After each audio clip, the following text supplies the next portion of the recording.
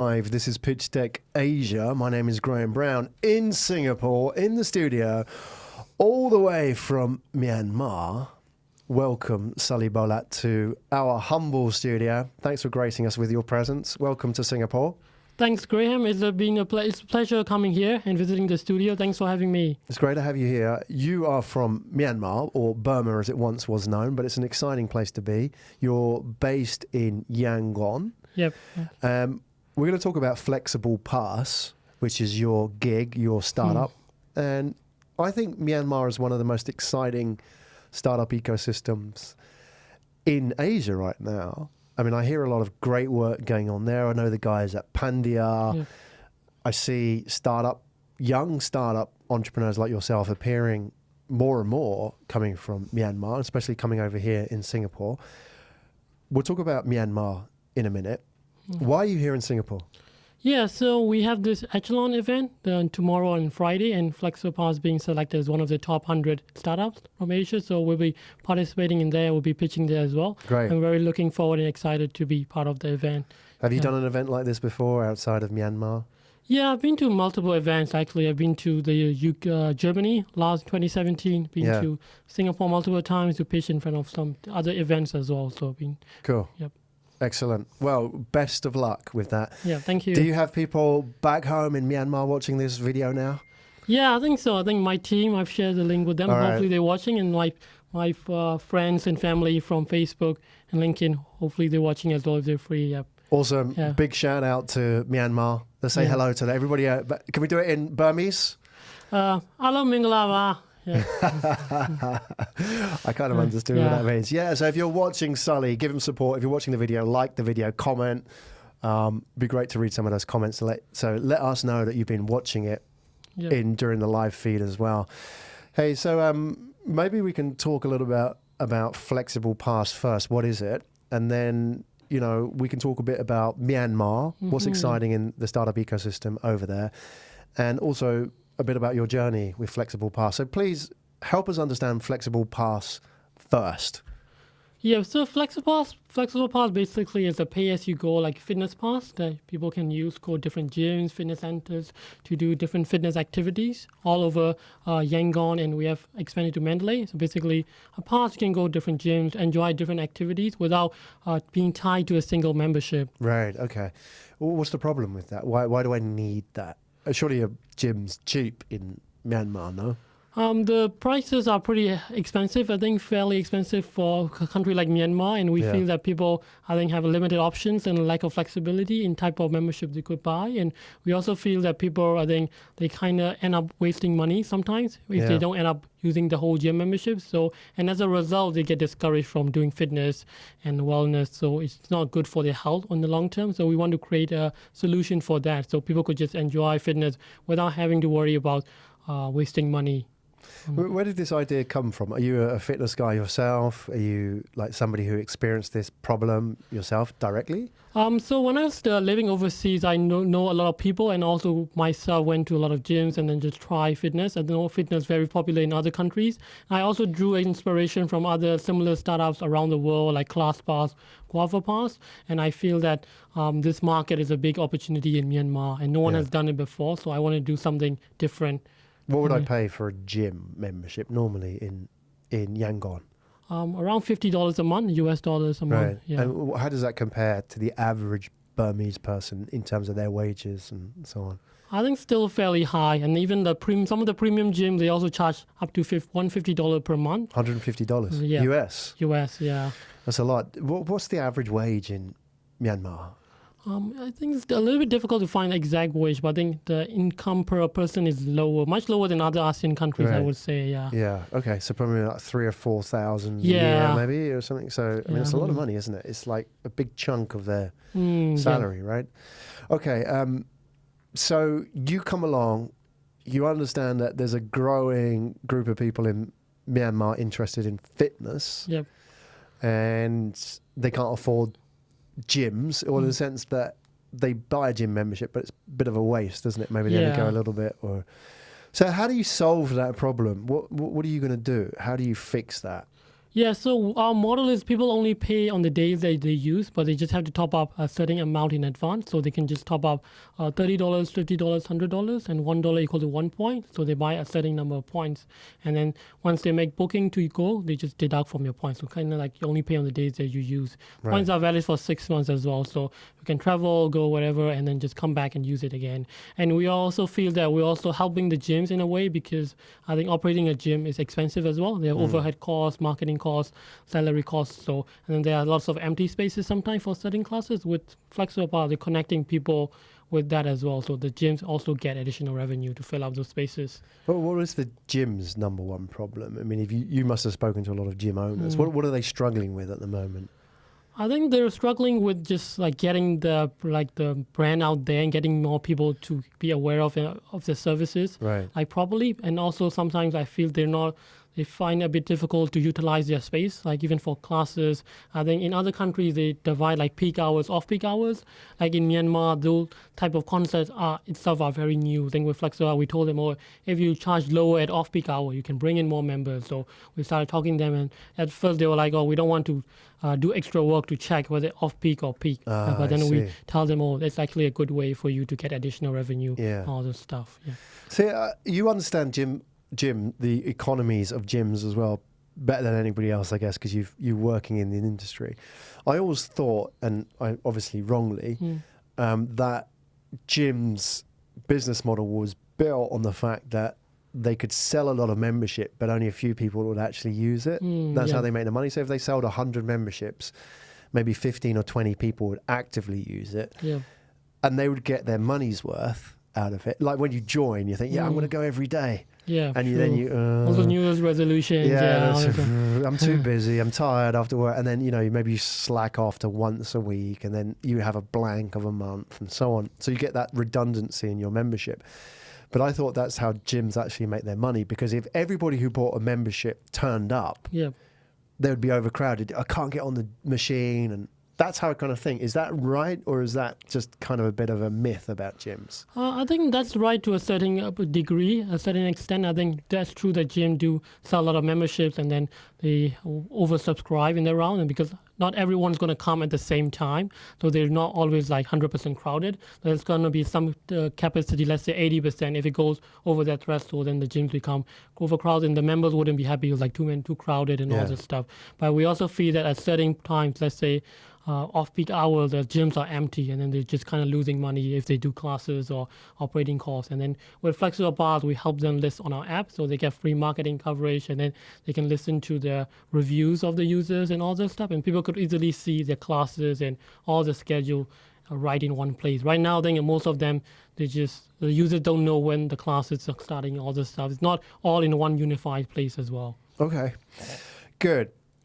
I'm going to ask you a bit about how this relates to Myanmar in a minute, and why you're working on this. So you've shared your pitch deck with us, and I'll flash just a couple of slides of the pitch deck up, if we can, just to kind of cover some of the areas we talked about. So Flexible Pass, obviously, you've talked about the problem, which is a lot of the wastage, right? There's a lot of wastage within on both the gym side and the membership side, right? And there's a lot of assets, a lot of real estate, fixed real estate, which can't be optimized. Yeah, true. Right, which is like a bit like Airbnb, isn't it? Like you buy a house, you have a spare room. You can't just sort of rent out the spare room. You can't just section that off. You can do it through Airbnb, right? It's the use of that sort of redundant asset, if you like. And talk a little bit now about the solution. So as I understand it, Flexible Pass, and bear in mind, some people can't see this, they're listening. How does it work? I understand it's a top-up scheme where you can buy points which you can trade in for classes and day access.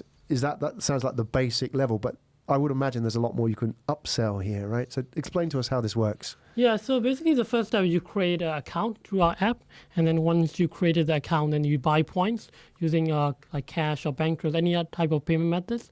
And once you have the points, you can start making bookings. And let's say this gym costs 5 points per day. It'll deduct 5 points from your balance. If it's another gym or swimming pool costs 10 points, it'll deduct 10 points from your balance. You can make bookings as long as you have enough points to cover for. And also, we started to expand to other fitness activities. So not just gyms, we have fitness classes, swimming, we even have rock climbing, like horse riding. So any type of fitness activity we are able to put in. We now have 20 categories. Right. So, not just gyms. Not just gyms. So right. So if I own a riding school, I can use you to help acquire customers, right? We even have like paintball, laser tag, all type of fitness activities. Anything that makes you sweat, we'll put it in. Yeah, that's interesting. Because I imagine that now if you're attracting a group of active people, if I'm going to use a gym, I'm probably more likely to do something else. Yeah. Like it could be, like you say, paintball. So you know my target like demographic. I've got money. I'm actively out there doing stuff as well. All right. So it's not just gyms. It's across a wide range of activities. How do you make money out of this? Yeah, so what we do is once the user makes a booking, then we take a commission fee. So we have a negotiated rate with our partner gyms, and then they'll give us a discounted rate. So whenever a user makes a booking, we get some kind of a commission. Yeah. Okay. And do you have plans to build out a Grab style or Gojek style platform? Because you've got people's credit card details or their payment details or their bank details, right? And you have access to their profile. I guess you know a little bit about them and their behavior and so on. Now, what other stuff can you do here? Can you start throwing in, I don't know, insurance? Or can you, where's the opportunity here? Because I imagine you're collecting a lot of data about your people, right? We actually don't collect their credit card or payment information. Once they put it in, we get the points. So the money is already in the account. So once we have that, we don't have access to their card because it's not like a subscription model. Yeah. You only top up when you want to. So, but I think in terms of the plan expansion, we definitely want to go not to other ones like insurance or anything, but we want to expand to the wellness category. So I think the next relevant one we see is like the fitness, beauty, and wellness category, like spas, massages, beauty services. So because those things are bookable activities as well, so we plan to go towards that as well. That's our next plan. Okay. Juice bars? Yeah, like that sort of health food? Yeah, health, spa, beauty services, like nail salons. Yeah. And so let's put this into the context of Myanmar. Why are you focusing on this when, I mean, Myanmar is a fast emerging market. And really, if you look at the mobile market in Myanmar, it went from 0 to like 90% in very, very short amount of time. It was a rapid growth, right? And that really only happened over the last 5 years, didn't it? So the internet has exploded.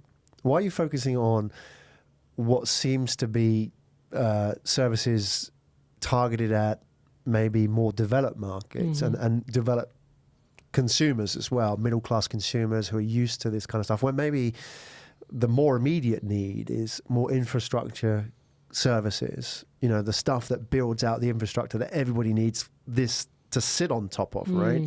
So why did you go into gyms? Yeah, so we feel there's a huge market opportunity. I think starting from the late 2016, there's a lot of more gyms opening up. I think a lot of people going into the industry. There's a lot of like fitness activities event popping up, like Zumba events, like all those like fitness events popping up outdoors as well. So we feel that there's a huge opportunity for that. And I wanted to do something, as I mentioned before, that no one has done in Myanmar. We want to be the first ones to do it. And we want to be the only ones doing it so far. So we have exclusive agreements with our partners so that it's make an increased barrier to entry for new competitors to come in. Currently, we're the only one and no competitors yet.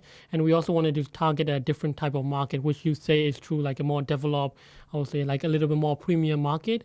And because a lot of my friends and other people that I know are going towards the little like the more underdeveloped market with a lot of market size. There's people going for travel, people going towards like food and all this stuff. So we want to do something different. And we feel with the technology that we have and with the type of application, all this stuff, I think it's more suitable for those types as well. Right. I mean, somebody might argue that is the market big enough in Myanmar?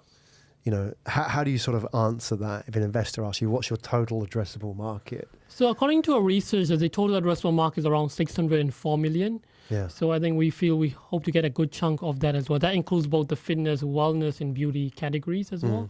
And then I think the main focus and the main problem, the main solution that we're helping both the solution providers like the gyms and then ourselves is the booking element of it. Because right now, I think it's very hard to make a confirmed booking, like especially for some of the fitness activities like futsal courts.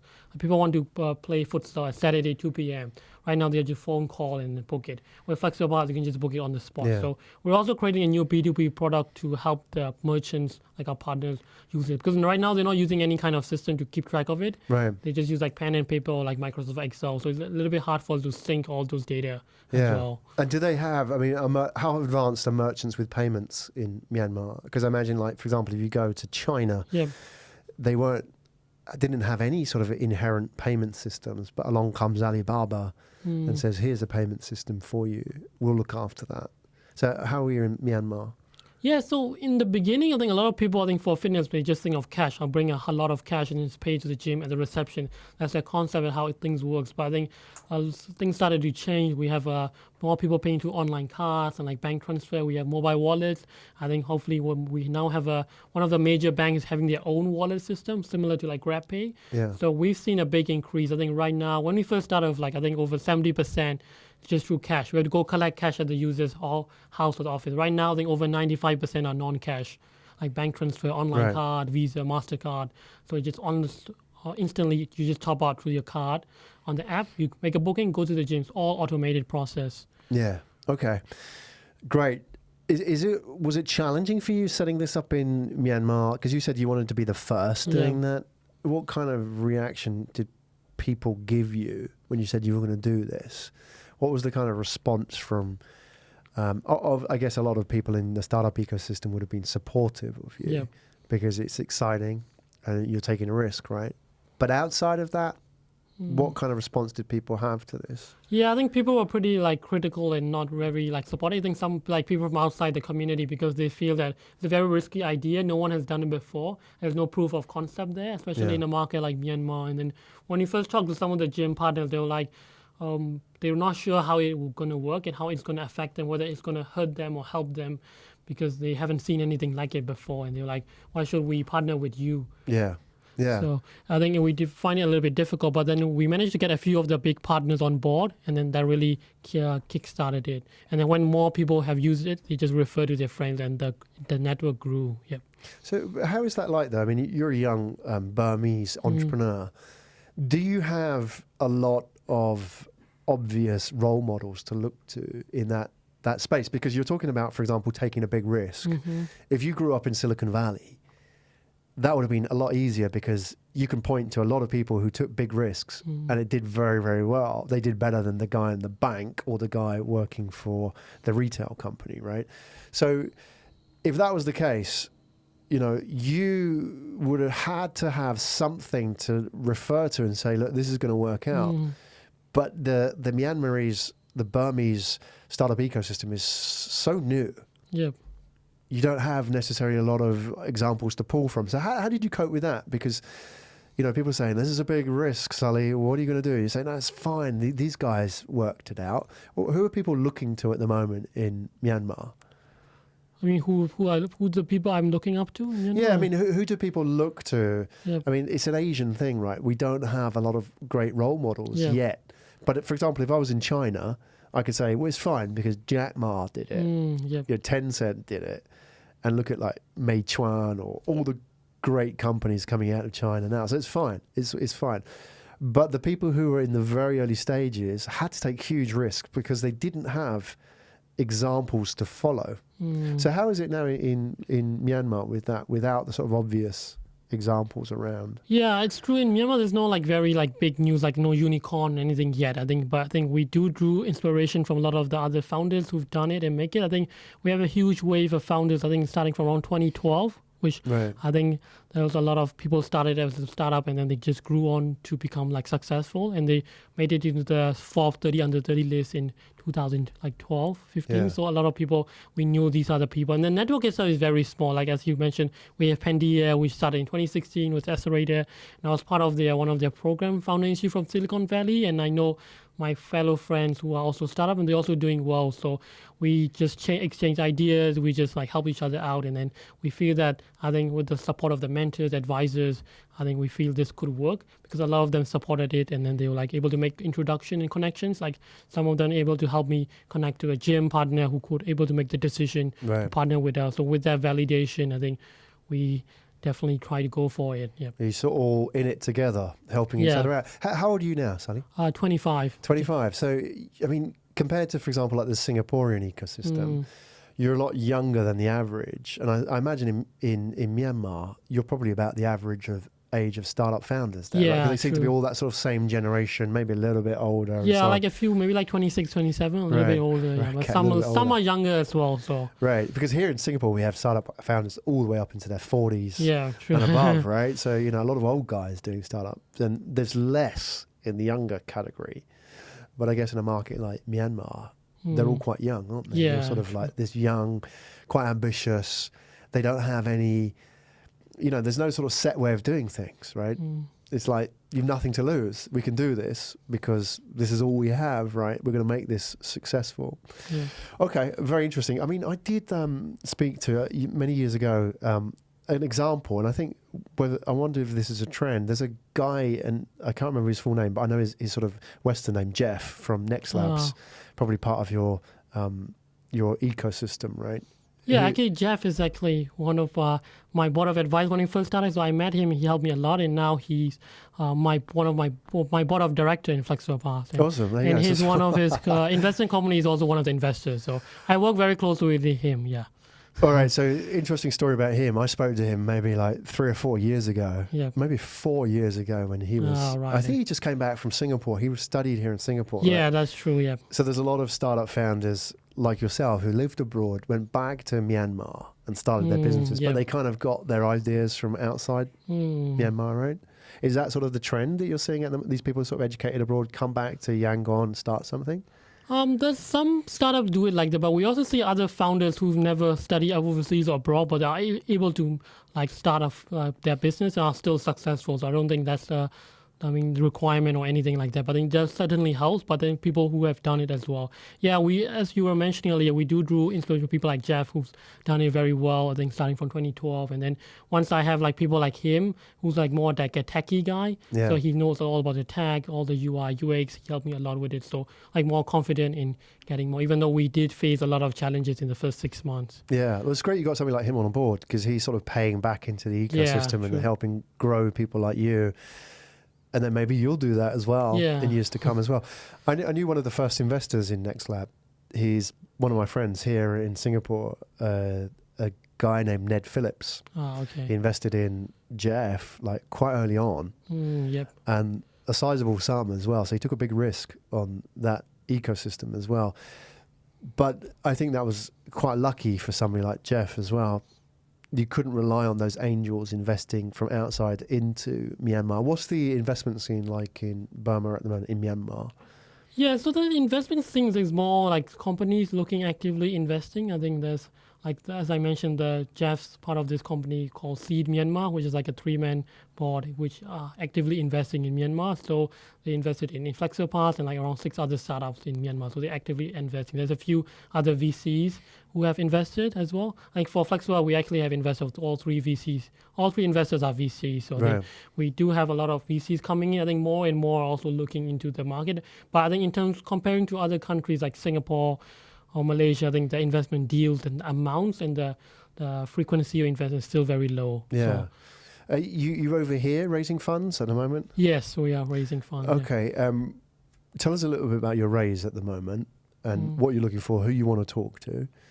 And I want to also ask you about why people should think about Myanmar. Yeah. What makes it a great place at the moment? So start with your own raise. Yeah. So we're planning to raise a total around 200,000, 300,000 for our next pre-Series A round. US dollars. US dollars, yes. And we've already got some of the money committed from our existing 3 investors, but they would like to see 1 or 2 new investors join in to just help us out and then maybe help us with our planned exit strategy to maybe get acquired by a big other fitness startup in the next few years. And as for why they should look at Myanmar, we feel they're really only one so far, and because there's barrier to entry for other big startups, fitness startups to come in, because there's issues with the payment, challenges with the payment, because you can't just charge money to the user's credit card because people in Myanmar most of them doesn't have credit cards, so you can't do that, those kind of models. So we feel we have a our own localized way of doing that. And if they do decide to come in, then we can maybe work with them as well. And we feel no one is doing like the wellness category yet, so we want to go into that and still be the first mover on that. Yeah. What do you think? I mean, as looking at Myanmar startups generally, is there anything that makes them special? Obviously, there's some outsized returns. There's some huge returns in these markets, right? If you can identify the best teams and the right people and the right opportunities. Is there anything interesting about Myanmar beyond the fact that everything we just talked about, that why that's a great place to be in right now? Why should we be in Myanmar and not Vietnam or not any of the other markets, huge high growth markets at the moment? Yeah, so I think why Myanmar would be like special, because I would say like maybe not now, but it's less and less now. But I think in the last few years, everything's kind of like new itself. Like I think like ride hailing was pretty new. Like for example, now fitness was new. Like travel startups were new. Like bus ticketing startups were new. If you say you want to do a bus ticketing platform, like in Singapore, people are like, oh, there's already tons of other ones. But in Myanmar, if you say that, you're like, oh, that's a great idea. How are we going to execute it? So people are excited about these little ideas that have been done all over the round. But in Myanmar, it's still new, so people are still very excited about it. I think though more and more ideas have now been taken away, I think there's still a lot of new potential ideas to do that. I think only like Grab and Uber came in around 2017, so still other like big startups haven't come in yet. So even like food delivery startups, we have a bunch now, but I think the international ones haven't come in yet. So does that make it a great place to get things done? Yeah. So I mean, for example, if you go there and you have an idea, you could probably find people to join your team quite readily. I mean, getting talent is it much of a challenge in Myanmar? Here in Singapore, it's really hard to get talent. Like people come here looking for startup people. Good luck, because there's a decreasing youth population here. It's any sort of successful economy has an old, big sort of old population. So there's less young people here. Plus, there's lots of options. Like you could work for a bank, you could work for a law firm. Why risk everything in a startup, right? That sort of mindset. So it's hard to get startup talent in Singapore. What's it like in Myanmar? I think in Myanmar also pretty tough as well. I think there's a lot of people who wants to do startups, but then they may not have the required knowledge or like the mindset to do it, because they're like all excited by the idea of it. Like, oh, I want to do a startup. Like I want to do a food booking application, something like that. But then do they know what are the metrics needed to do a startup? Let's say like how much the importance like customer acquisition costs, lifetime value, all those things are very useful and very important for startups compared to a normal business. They can't run it like a normal small business, because startup is supposed to be scalable in growth. I think that's the challenges a lot of people in terms of the resources are facing. Because when the international investors come in and look at those growth, they're not too happy with those growth compared to other markets, because I think people are just focused. They're just happy with just hitting the target. But I think to go to the next stage, you need to really focus on these numbers. Yeah. Well, is that just really taking time in terms of like learning the skills? Or is it a lack of resources to get there? That now that you go from those sort of early stage startups to growth stage, what's needed in Myanmar at the moment? Is it more venture capital? Is it more understanding? Is it more sort of role models, more sort of like later stage exits that you can look to? What do you think is the key at the moment? I think the key is like a bit of everything. You just need like all in every place, step by step, to really grow the whole thing. It's like more role models, more exits, and then more VCs coming in. And then even when after the VC are put in, I think it would be best if they just work closely with the startups to see what are the goals they want to take it to the next level, rather than just putting the money and just let them run the whole thing. Then that may not be like very suitable, because the startup may not know how to do it to the next stage. And also, I think it will be more good if we have more resources. I was competing in C-Stars, I think, event last week, and then they had like a boot camp where they run through all the investment readiness program and how to do there's like a quick brief on what are the things needed to focus on a startup. I think those ones are really helpful for startups. Yeah, exactly. Well, great. It sounds like an exciting place to be. And are we going to see more people like yourself, Sully, coming out of Yangon or places in Myanmar to Singapore? Are you sort of front running a trend here? Are we going to see like Echelon next year, like 20 of you, like all these young guys coming out of Myanmar? What do you think? How is this going to develop? Yeah, I think there's a lot of potential for people to expand outside Myanmar. I think one of my friends, she does a freelancing platform called Chase. I think she's already planning to expand to the Mekong region from Myanmar. So I think she's also at the Echelon this time as well. So I think we see more startups planning to expand to other regions as well. So I think there's more and more coming as well. Watch out. Excellent. Love it.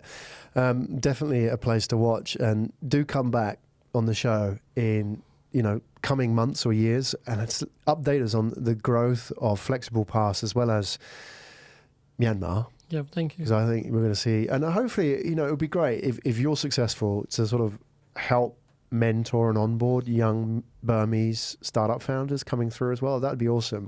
Like you pay a little bit back to those guys, like Jeff did with you, right? Yeah, true. That sort of like evolving of the startup ecosystem is absolutely what's needed, right? Let's just before we finish, shout out to all the people that are watching back home in Myanmar. Maybe we could just say something like, in Burmese, please like my video. So you can, if you like the video, YouTube will promote that out, help get your story out to a lot more people. So something like that, however you want to do it in Burmese. Okay. Yeah, so just in English, thank you everyone for watching, and for people watching in Myanmar, ကြည့်နေတဲ့အတွက်ကျေးဇူးအများကြီးတင်ပါတယ်ဒီဗီဒီယို like လုပ်ပြီးအားလုံးကိုလည်းပြောလို့ရပါတယ်ဟုတ်ကဲ့ Yeah, man, go Myanmar. Sully, Bholat, everybody. Thank you so much for joining us today, and good luck tomorrow in the pitch competition. Yeah, thank you, Graham. All the best. I hope this trip to Singapore works out for you and any other Burmese startup founders thinking of coming over here. Just let us know anything we can do to support you, because Sully is blazing a trail here. Obviously, reach out to you. I think it's a good starting point, because I'm sure you're willing to help people. Like, just trying to get ahead. Like maybe you're a few years down the road from these guys. Anybody that needs help, reach out to Sully. Yeah, just reach out to me. I think I'm also part of some of the mentoring programs. Part of Pandia is always part of it as a mentor. So people, if anything, can just reach out to me. Yeah. Great. Yeah. Sully, Bholat, everybody. Thank you so much. Thank you, Graham. It's a pleasure to